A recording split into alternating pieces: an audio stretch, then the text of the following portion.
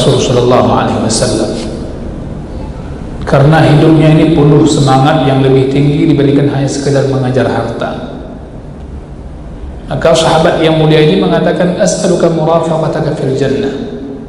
Ya Rasulullah, aku minta kepadamu aku agar bisa bersamamu nanti di syurga, menemanimu di syurga.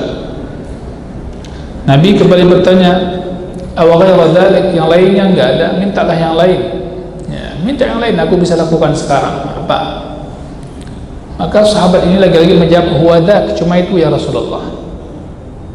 Yani la as'aluka illa dzak, aku tidak akan minta kepadamu kecuali hanya itu saja. Maka Nabi sallallahu alaihi wasallam mengatakan, fa'inni ala nafsika bi kathratis sujud. Kalau cuma itu permintaanmu kepadaku, maka bantu saya untuk mencapai keinginanmu tadi dengan engkau memperbanyak sujud. Ini poin penting yang belum kita jelaskan pada pertemuan sebelumnya. Kamu ingin bersamaku di syurga, menemaniku di syurga? Kalau demikian, kalau hanya itu permintaanmu, fa'inni, tolong saya untuk membantu mendapatkan keinginan yang kau harapkan dengan cara kamu memperbanyak sujud. Ini yang menjadi inti pembahasan dan hadis kita, bahwasanya Rasulullah sallallahu alaihi wasallam mengatakan, a'inni ala nafsika bi kathratis sujud.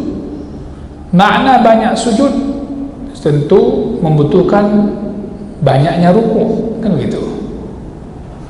Banyaknya ruku' tentu mengharuskan banyaknya qiyam, berdiri. Kemudian kita tahu setiap salat pada setiap rakaatnya ada ruku' dan ada 2 kali sujud. Maka seseorang apabila banyak sujud, maka dia pasti banyak rukuk dan banyak qiyamnya, banyak berdirinya. Di sini Nabi SAW menyebutkan sujud, tidak rukuk, tidak qiyam. Nabi memilih posisi sujud. Ya.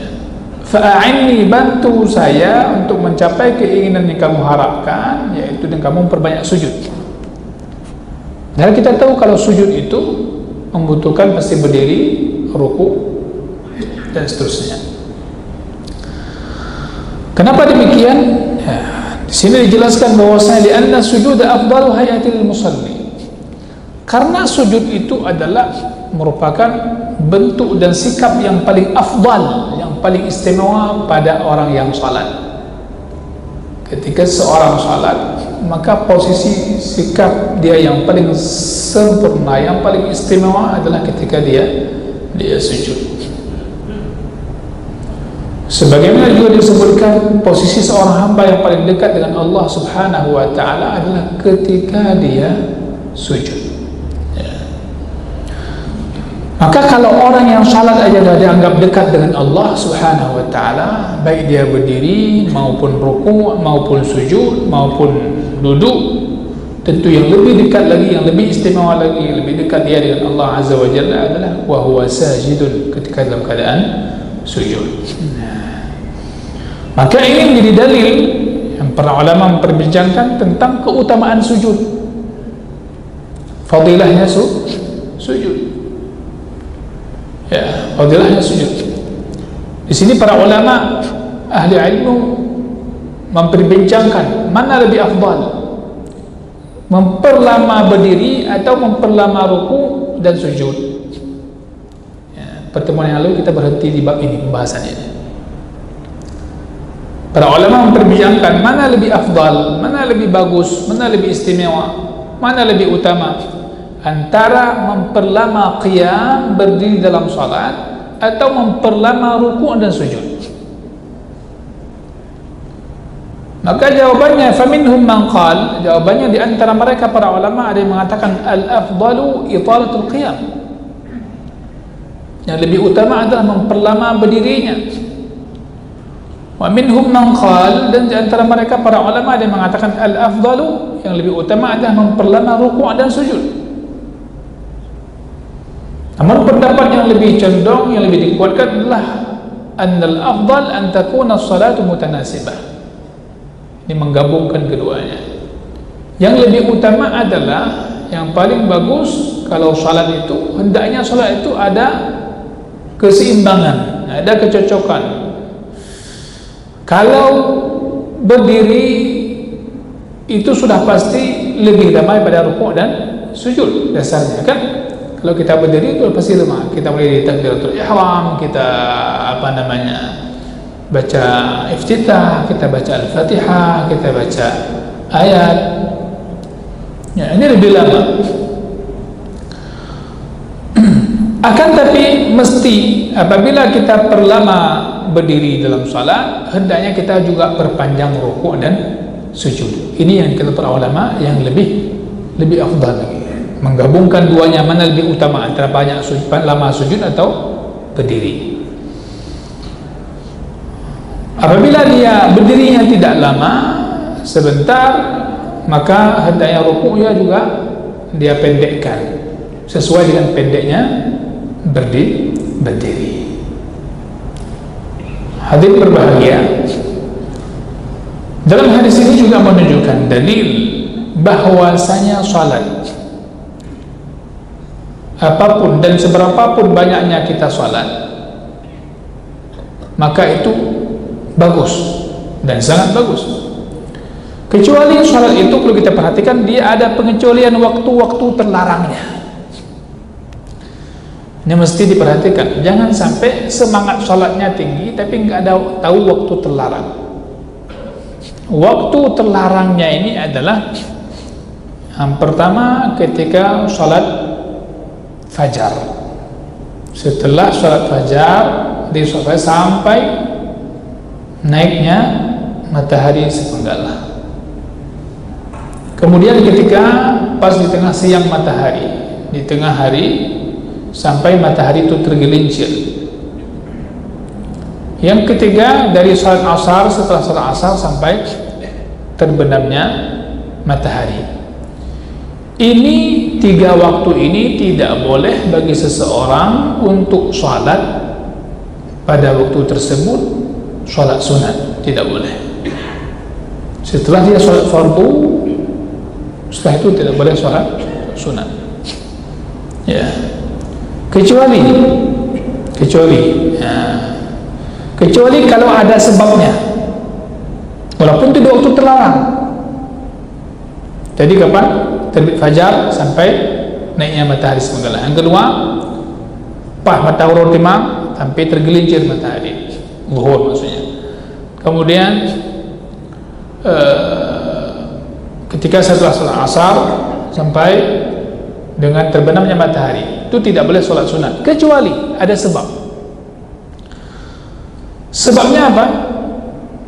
Seperti contohnya masuk masjid, maka salat tahiyatul masjid, salat 2 rakaat itu boleh walaupun di waktu terlarang. Ya.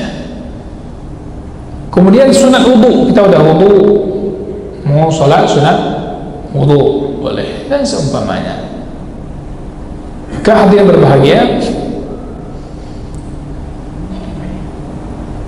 maka termasuk para ulama membicarakan orang mau sholat jenazah boleh walaupun setelah asar. Allah Ta'ala alam. Baik, berikutnya adalah dalam hadis ini kita pahami makna memperbanyak sujud adalah memperbanyak sholat sunat, memperbanyak sholat sunat. Jadi bukan sujud bentar-bentar sujud, bentar-bentar sujud, tidak. Maka dalam hal ini para ulama memberikan sebuah teguran bagi orang yang membiasakan diri habis setiap salat fardu dia ada sujud terpisah khusus. Ya, Anda kita perhatikan orang-orang yang demikian. Assalamualaikum warahmatullahi. Kemudian dia zikir sebentar, itu sujudnya khusus lama, sebentar, semua sekali sujud. Ketahuilah, kalaupun itu sujud syukur, tentu Nabi SAW hamba yang paling banyak bersyukur. Dan para sahabat ridwanullahi alaihim adalah orang yang paling takut kalau kufur pada Allah Subhanahu wa ta'ala. Maka cukuplah dengan sholat yang ada, kita memperbanyak sholat, tambah sujud. Di situ tidak ada ruang kita berkreasi. Sekreatif apapun kita dalam urusan dunia, jangan bawa kreativitas kita dalam urusan ibadah. Kemudian di hadis ini juga kita lihat sebuah dalil. Para ulama mengatakan tentang kebolehannya kita menjadikan seseorang yang walaupun dia bukan budak, artinya orang merdeka, sebagai pembantu. Ya, sebagaimana hari ini kita mudah mendapatkannya, menjadi seorang pembantu pada orang lain. Hal yang demikian tidak dikategorikan ke dalam perkara yang tercela. Artinya tidak dikategorikan dalam hal perkara meminta-minta yang tercela, dalam masalah yang tidak bagus, tidak. Misalnya orang yang membantu kita,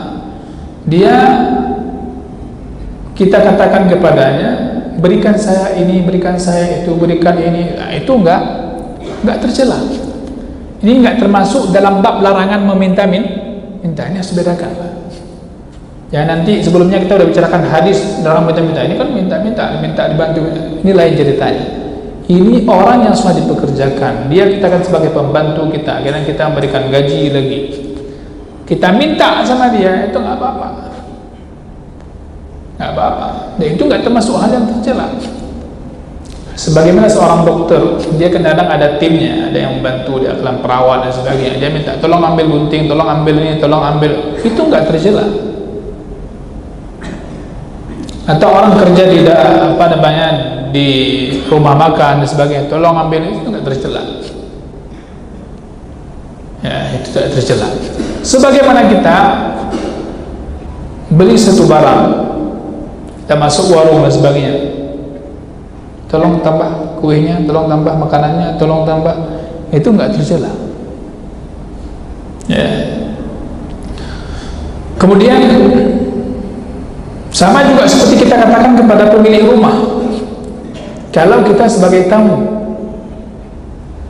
misalnya kita mengatakan kepadanya, berikan saya secangkir kopi. Ya, kita mau minum apa? Oh, saya nggak minum air itu, nggak bisa minum. Saya minta kopi kalau ada, ataupun teh, atau air biasa saja. Nah, dia datang ke dapurnya untuk ambil air untuk kita, itu nggak mengapa. Bahkan itu dia katakan di antara bentuk sempurnanya menjamu tamu. Ya. Dan itu yang berlaku pada adat kebiasaan dalam kehidupan kita pada umumnya manusia. Hadirin yang saya muliakan, berikutnya hadis ini juga menunjukkan tentang dalil seseorang tidak mampu memasukkan orang lain ke dalam surga. Seseorang dia tidak mampu, walaupun seorang Rasul sallallahu alaihi wasallam tidak mampu untuk memasukkan seorang ke surga. Iran masuk surga. Surga. Mau surga, masuk surga. Enggak mampu. Maka apalagi selain Rasul, tiba-tiba orang menjamin kalau kamu bisa ini, saya jamin kamu masuk surga. Nggak bisa. Itu bukan wewenang kita. Ya. Oleh karenanya Rasulullah Shallallahu Alaihi Wasallam tidak memberikan jaminan bagi orang ini. Tidak memberikan jaminan bagi, dalam hadisnya Rabi'ah bin Ka'ab al-Aslami radhiyallahu anhu, agar dia langsung diberikan jawaban penuh, kamu surga. Tapi Rasulullah Shallallahu Alaihi Wasallam mengatakan, a'inni ala nafsika bi kathrati sujud, untuk mencapai keinginan yang kamu harapkan, bantu saya dengan cara kamu banyak sujud. Hadirin berbahagia, kalau demikian Rasulullah Shallallahu Alaihi Wasallam telah berpesan kepadanya untuk memperbanyak sujud, dan dia pun melakukannya, melaksanakan perintah Rasulullah Shallallahu Alaihi Wasallam, maka orang ini adalah orang yang sangat pantas dia bisa menemani Rasulullah Shallallahu Alaihi Wasallam di surga. maka hati berbahagia. Para ulama mengatakan di antara nikmat syurga itu kita bisa bersama Rasul sallallahu alaihi wasallam. Terlebih bagi umat Nabi Muhammad yang tidak hidup bersama Rasul sallallahu alaihi wasallam dahulu. Maka di antara nikmat dia bisa rasakan nanti di syurga, dia bisa berjumpa Nabi alaihi salatu wasallam.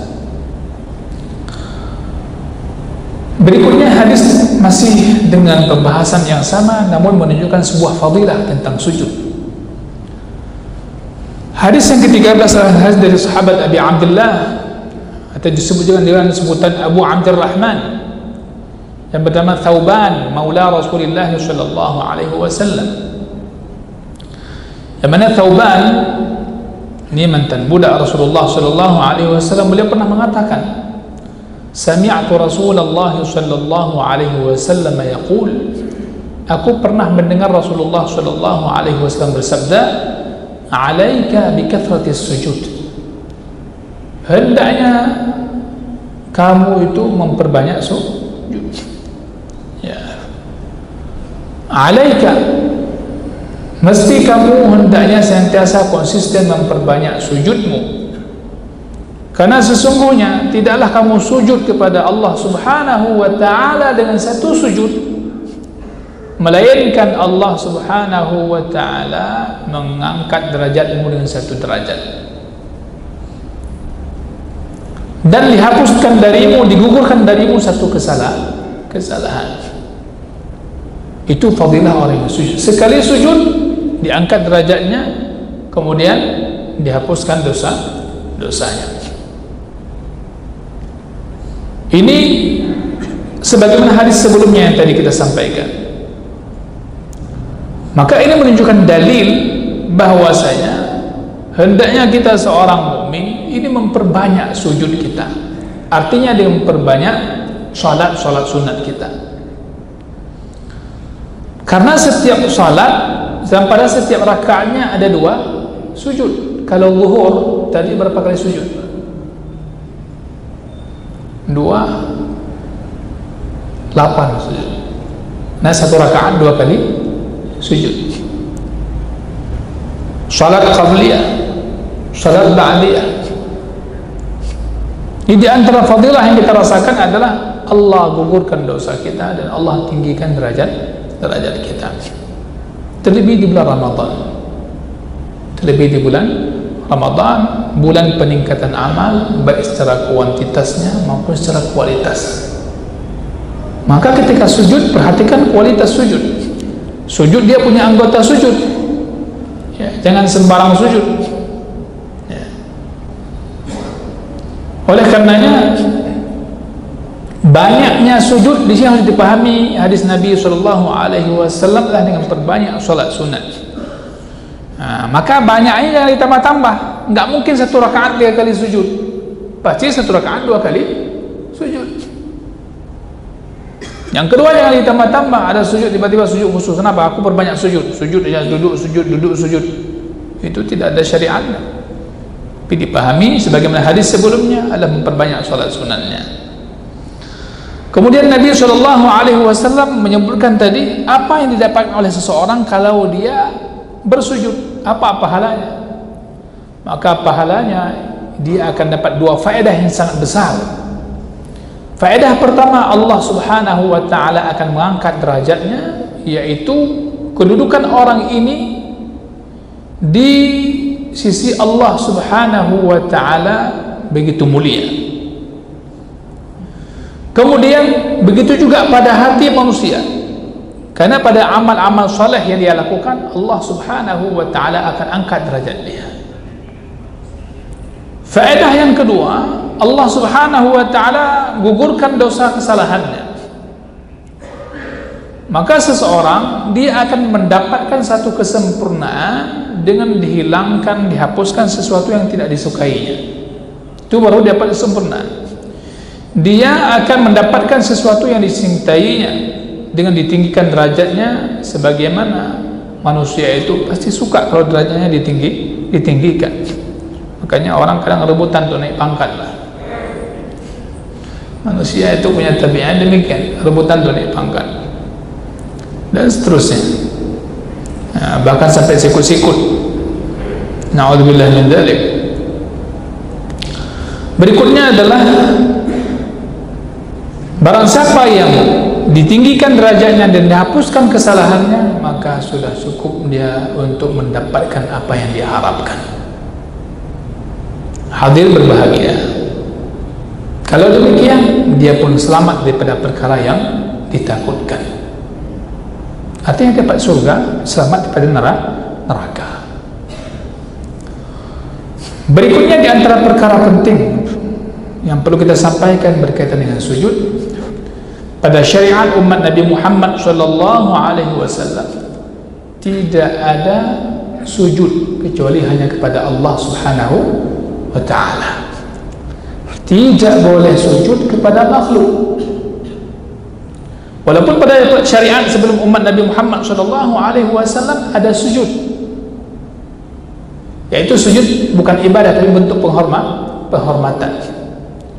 Sebagaimana kita lihat pada kisah Nabi Yusuf dan keluarganya ketika abang-abangnya semua datang ke Mesir ketika Nabi Yusuf sudah berpuasa dan seterusnya. Makanya perkara sujud ini adalah perkara sebuah keistimewaan, kekhususan bentuk penghambaan seorang hamba kepada Allah Subhanahu wa taala dalam posisi tubuh yang paling mulia, paling bagus adalah ketika dia bersujud kepada Allah Azza wa Jalla. Hadirin yang muliakan, hadis berikutnya pada hari yang berbahagia ini adalah hadis dari Abi Safwan Abdullah bin Basr Al-Aslami radhiyallahu anhu. Abdullah bin Busr Al-Aslami radhiyallahu anhu. Beliau mengatakan qala Rasulullah sallallahu alaihi wasallam, khairun nasi man tala umruhu wa hasuna amaluhu, rawahu Tirmidzi wa qala haditsun hasan. Busr bi dhammil ba. Di sini hadis ini menarik untuk kita dengar dan kita berharap kita bagian daripada mereka. Kata Rasulullah alaihi salatu wasallam, sebaik-baik orang, sebaik-baik orang, man tala umruhu, yang panjang umurnya, wa hasuna amaluhu, dan bagus amalnya. Panjang umurnya, selama dia panjang umur dia pun memperbagus amalnya. Jadi tua aja nggak bisa dibanggakan, Pak. Ya, mengandalkan tua aja, lebih senior sisi umur,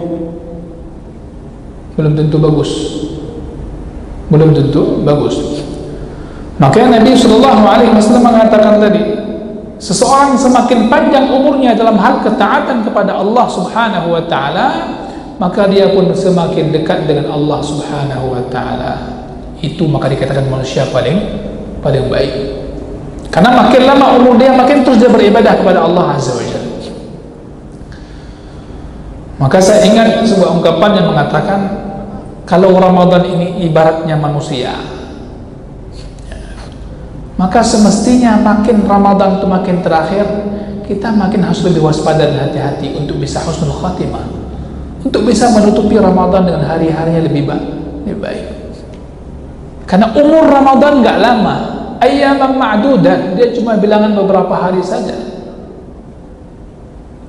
Dan Allah nggak membahasakan 1 bulan kok. Walaupun dia 1 bulan, tapi ayyaman ma'dudat, untuk menggambarkan begitu cepatnya berlalu hari-hari Ramadan itu. Oleh karenanya jemaah saya muliakan, umur kita juga demikian. Maka makin lama kita makin tua, makin lama makin tua, makin panjang umur kita dalam hitungan angka matematiknya.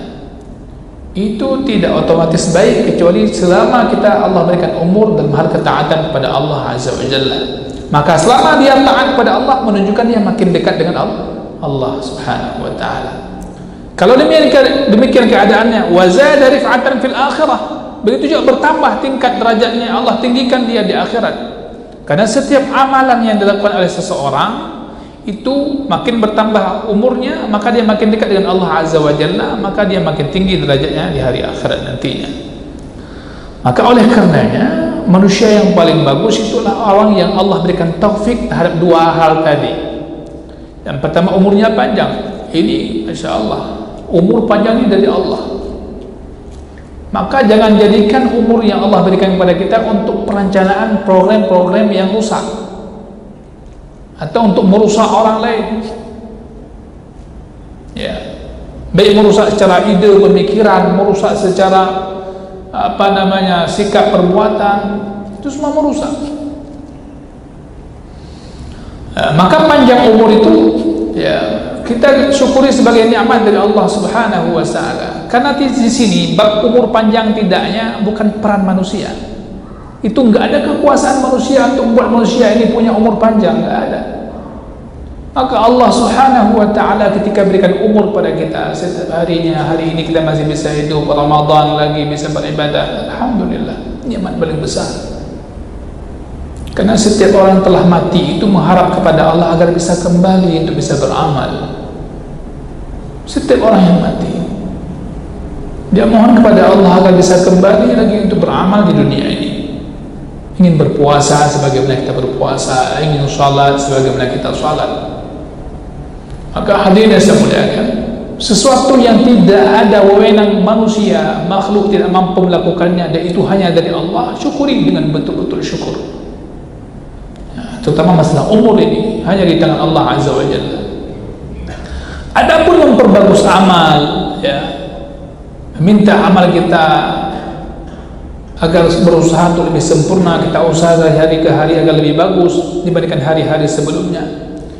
Ini Allah Subhanahu wa ta'ala berikan kemampuan bagi manusia, berikan kemampuan bagi dia untuk berusaha melakukan agar makin lama makin baik ibadahnya. Karena Allah berikan dia akal, Allah turunkan ada Al-Quran, Allah turunkan Rasul dan para Rasul sebelumnya, kemudian ditegakkan hujjah oleh Rasul alaihi salatu wassalam kepada umat ini. Maka semua orang mampu untuk berusaha beramal, melakukan amal saleh. Ya, kemampuan ini. Maka saya sering sampaikan selama ceramah Ramadan di beberapa tempat, saya katakan kita ini selama Ramadan mesti introspeksi diri, jangkanya hari ke hari. Karena mesti Ramadan itu makin lama makin baik. Karena sasarannya takwa, la'allakum tattaqun. Dan takwa itu butuh usaha. Dan usaha itu butuh kesabaran. Untuk bisa hasil yang bagus butuh kesabaran, usaha yang maksimal. Maka amal soleh ini mesti ada namanya itqan, sempurna, baik dia. Kualitasnya adalah kita lihat salat kita hari ini dengan salat berikutnya, malam besoknya, malam besok, dan seterusnya. Antara waktu salat dan salat berikutnya, kita mesti perhatikan tingkat kekhusyuan kita, hadirnya hati kita menghadap Allah Subhanahu wa ta'ala. Sadar atau tidaknya setiap ucapan dalam salat yang kita ucapkan, Subhana Rabbil A'la, Subhana Rabbil Azim, atau Subhana Rabbil A'la bihamdi, Subhana Rabbil Azim bihamdi, dan bacaan-bacaan lainnya dalam salat kita.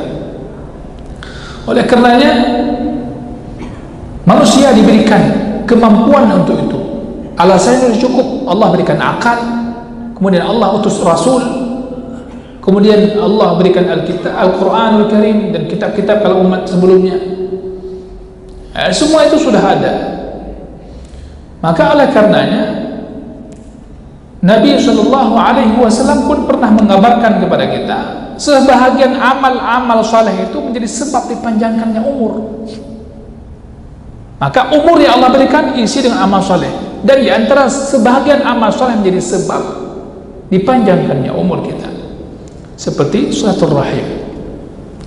Nabi SAW mengatakan, wa man ahabba ayyubsata lahu fi rizqihi wa yus'alahu fi atharihi falyasil rahimah. Barang siapa yang dia suka, berharap kalau dilapangkan rezekinya, dipanjangkan umurnya, hendaknya dia menyambung silaturahim. Dan silaturahim ini merupakan sebab dipanjangkannya umur. Maka oleh karenanya mintalah kepada Allah Subhanahu wa ta'ala agar kita menjadi manusia yang baik dengan umur yang Allah berikan dan dengan amal yang telah diperintahkan. Yang bagi lil insan ayas Allah daiman, mesti minta itu kepada Allah, boleh. Boleh minta panjang umur, boleh, tapi minta panjang umur dalam ketaatan. Maka kita dengar dulu ucapan-ucapan orang-orang saleh terdahulu. Mereka bilang apa? Tidaklah yang membuat mereka senang tinggal di dunia ini melainkan karena ada salat malam. Ya, karena ada salat malam, mereka ingin salat malam, ingin salat terus, ingin salat. Karena ada amal-amal yang mereka sangat sukai. Itu membuat mereka senang untuk tinggal di dunia ini. Hadirin berbahagia. Kemudian boleh kita berdoa kepada Allah untuk minta dipanjangkan umur dengan tujuan agar kita menjadi orang yang baik dengan amal-amal kita, menjadi manusia terbaik di sisi Allah Subhanahu wa ta'ala. Maka hadis ini menunjukkan sekedar panjang umur tidak baik bagi seseorang kecuali diisi dengan amalannya. Karena ada kalanya Bapak Ibu sekalian, orang umurnya panjang itu buruk bagi orang lain, ya kan? Sehingga ada ungkapan orang kita, tahu umur kai kupre mati ya, mudarat bagi orang lain. Nah, ketika dia mati, orang bilang alhamdulillah, kaglah ada baju kali piyati dia. Nah, ini kenapa? Maka menunjukkan kadang orang panjang umurnya mudarat bagi orang lain. Nah, maka orang yang jahat ini diberikan umur panjang itu untuk tambah lagi dosanya dia, ya, untuk tambah lagi bergunung-gunung lagi dosanya. Nanti silakan dilihat surah Ali Imran ayat 178. Ali Imran 178. Wala yahsabanna alladhina kafaru annama numli lahum khairan li anfusihim innama numli lahum liyazdadu ithma walahum adzabun muhin. Itu orang kafir. Orang kafir Allah Subhanahu wa ta'ala berikan mereka rezeki berlimpah, diberikan kesehatan, diberikan umurnya panjang, diberikan anak-anak juga banyak, istri juga kadang nggak tanggung-tanggung. Apa kata para ulama berdasarkan ayat tadi? La li khairil lahum. Karena Allah mengatakan itu bukan untuk kebaikan bagi mereka. Mereka dikasih umur, dikasih rezeki, dikasih kemudahan, dikasih harta, semuanya la li khairil lahum, bukan untuk kebaikan bagi mereka. Walakinnahu syarrul lahum, itu sebuah malapetaka bagi mereka. Karena dengan itu akan bertambah pula dosa-dosa. Ini di surah Ali Imran tadi. Wala yahsabanna alladhina kafaru annama numli lahum khairun li anfusihim innama numli lahum liyazdadu ithma walahum adzabun muhin. Di dunia mereka terlihat terpandang, di dunia mereka kadang terlihat dimuliakan, tapi di akhirat umur yang panjang, harta yang banyak, semua tidak bisa menjadi penolong bagi mereka. Walahum adzabun muhin, bahkan adab yang menghinakan mereka. Maka kita perlu ngaca-ngaca diri kita. Ini Allah berikan umur saya sudah sekian, melebihi umur Nabi misalnya. Ya, umur umat Nabi Muhammad SAW kan gak panjang-panjang, Pak. Gak panjang-panjang. Tapi kita perhatikan di antara para sahabat Nabi itu ada yang masuk Islamnya belakangan dan bukan masa remaja, masa-masa umur 31 tahun, kadang meninggalnya umur 42 tahun, umur 41 tahun. Tapi kiprahnya dan jasa andilnya untuk agama Allah Subhanahu wa ta'ala luar biasa. Bisa mengalahkan orang-orang yang lebih duluan masuk Islam, kadang lebih panjang umurnya. Maka yang menjadi hal bukan panjang umur saya, tapi amalnya. Allah Subhanahu wa ta'ala berikan kesempatan begitu lama kadang kepada kita, sehingga kadang ada disebutkan orang yang begitu merugi. Siapa dia? Ya Allah berikan dia umur panjang bersama orang tuanya, juga umur orang tuanya panjang. Adanya tak euna ka Tuhan, tak emak ka Tuhan. Kadang kita nggak tahu ni antara anak dengan ibu atau adik dengan kakak. Saking begitu kalau Allah berikan umurnya panjang, kan kita dapatkan dalam kehidupan masyarakat kita, lingkungan kita. Rupanya bukan itu mama saya, Masya Allah masih bisa berbakti kepada beliau sampai sekarang. Itu bukti Allah berikan kebaikan kepada kita, masih bisa berbakti kepada orang tua. Namun sebenarnya orang yang rugi, Allah berikan umur orang tuanya panjang, dia juga umurnya panjang, namun dengan sebab orang tua yang Allah berikan sebagai pintu syurga, dia nggak bisa masuk syurga. Ini rugi. Pintu syurga berayar urun syik di bandua mendangna ayah mak yang mendangna, tapi dengan sebab pintu syurga yang ada nggak bisa masuk syurga. Kenapa kita mengabaikan pintu syurga itu? Ya, hadirin berbahagia. Oleh karenanya para ulama mengatakan kalau mendoakan seseorang itu dihukumi makruh kalau seandainya hanya mengatakan panjang umum, kalau orang Arab bilang bahasanya atalallahu baqa'ak, tawalallahu amrak, semoga panjang umur, bahasanya ini bahasa Aceh menanjir, panjang umur. Mendoakan demikian saja itu dianggap tidak bagus, kecuali harus dikaitkan dengan kalimat berikutnya, kaitannya dengan ketaatan.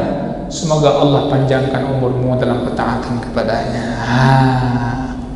Udah bisa untuk sore ini dan siang berikutnya, panjang umur tambah tujuannya adalah diingatkan dengan ketaatan. Semoga Allah panjangkan umur dalam kebaikan. Ya, bukan sekedar panjang umur, karena nanti belum tentu bagus. Maka doakan yang sempurna, semoga panjang umur dalam kebaikan. Ustaz, waktu saya bilang itu dalam hati saya ada dalam kebaikan, kenapa disimpan dalam hati kita saja? Biarlah juga dia dengar, lebih senang lagi, ya kan? Kita aminnya pun lebih enak kan? Amin, semoga Allah kumpulkan kita dalam ketaatan. Maka orang beriman itu selalu mikirnya kalau panjang umur bisa taat. Ramadan kali ini kalau bisa, Ramadan ke depan juga bisa dapat Ramadan lagi, bisa puasa lagi, bisa salat bersama lagi, bisa ke masjid sama-sama lagi. Itu ya, banyak umurnya dengan tujuan target-target amal-amal besar. Ya, oleh karenanya mintalah kepada Allah di waktu Ramadan yang mulia ini, di saat puasa, agar kita dipanjangkan umur dan bisa memperbagus amal-amal soleh kita, sehingga kita pun tutup umur kita dengan amal soleh. Ya, Allah Subhanahu wa Ta'ala itu Maha Pemurah, Maha Baik. Maka minta kepada Allah sesuatu yang enggak mampu diberikan oleh manusia, di antaranya dalam perkara panjang umur dan bisa memperbagus amal kita. Perbanyak doa jemaah saya muliakan. Allahumma a'inni ala dzikrika wa syukrika wa husni ibadatik. Ya Allah, bantu aku ya Allah, ya, untuk senantiasa berzikir mengingatmu. Bantu aku bisa mensyukuri segala nikmat-Mu. Bantu aku untuk bisa memperbagus amalanku kepadamu, ibadahku kepadamu. Minta kepada Allah. Ya, kalau kita sudah minta sesuatu yang bagus, maka Allah Subhanahu wa Ta'ala akan berikan kepada kita, yang lainnya akan ikut dia. Ya, saya pernah sampaikan di antara doa yang singkat juga mencakup semuanya. Kalau nggak tahu mau doa apa, bilang ya Allah, aku minta kepadamu apa yang telah diminta oleh Rasul. Ya kan? Ya Allah, aku minta kepadamu segala kebaikan yang telah diminta oleh Rasulmu kepadamu, dan aku berlindung kepadamu ya Allah dari segala keburukan yang Rasulmu telah berlindung darinya. Karena doa Rasul dah pasti mantap, itu dah pasti bagus. Nah, oleh karenanya hadirin berbahagia, saya ingin sampaikan di penutup ini rahasia doa itu. Ketika kita berdoa, selain husnudzan kepada Allah Subhanahu wa Ta'ala, hadirkan sebuah keyakinan bahwasanya apa yang kita minta itu tidak mungkin dihadirkan oleh hambanya. Apa yang kita minta tidak akan kita capai kecuali dengan Allah Subhanahu wa Ta'ala. Apapun yang kita minta, yakinlah hal itu akan kita capai karena ada Allah Subhanahu wa Ta'ala. Nah, maka jangan lihat sesuatu yang mungkin kaitannya dengan sebab-sebab yang ada. Ngapain aku minta? Seperti orang mengatakan, mana mungkin kita? Enggak mungkin. Allah Subhanahu wa Ta'ala telah memberikan banyak contoh dalam kehidupan manusia ini, sesuatu yang dihadirkan ke depan dia yang enggak pernah terlintas oleh pikirannya. Allah berikan. Maka doa itu kualitasnya pada baik sangka kita kepada Allah, pada keyakinan kita ketika kita minta apa yang kita minta itu mampu makhluk lain belum, tidak mampu. Kemampuan siapapun tidak ada apa-apanya. Kemampuan itu hanya mampu diberikan oleh Allah Subhanahu wa ta'ala, walaupun kadang datang melalui sebab makhluknya. Hadirin dimuliakan, oleh karenanya bulan yang mulia ini, dari hadis tadi yang kita telah baca 3 hadis. Yang pertama, kesimpulan saya adalah isi waktu Ramadan dengan ketaatan kepadanya dengan cara meningkatkan jumlah ibadah yang sebelumnya kita tinggalkan, lakukan hari ini. Kemudian tingkatkan kualitas ibadah kita. Dan bicara kualitas, tidak akan pernah ada kualitas kalau tidak ada keikhlasan. Tidak ada kualitas kalau tidak ada keikhlasan. Karena di antara makna iman adalah ikhlas. Mal iman? Al-iman huwal ikhlas. Apa itu iman? Iman itulah ikhlas. Sedangkan Ramadan, qiyamul lail, kita salat malam, puasa, itu semua dibangun di atas iman. Kemudian, dan semua ini mesti dijalankan dengan sabar. Maka di antara para ulama tafsir memberikan makna wasta'inu bis sabri was salah, minta kepada Allah, pertolongan kepada Allah dengan cara sabar dan salat. Makna sabar di situ di antaranya mereka mengatakan sabar itu adalah saum, puasa. Maka masa puasa ini minta tolong kepada Allah di samping dengan salat kita. Barakallahu fikum, mohon maaf jika ada kekurangan. Mudah-mudahan pada pertemuan yang akan datang bisa kita lanjutkan dengan hadis-hadis berikutnya. Subhanakallahumma bihamdik, asyhadu an la ilaha illa anta, astaghfiruka wa atubu ilaik. Wassalamu alaikum warahmatullahi wabarakatuh.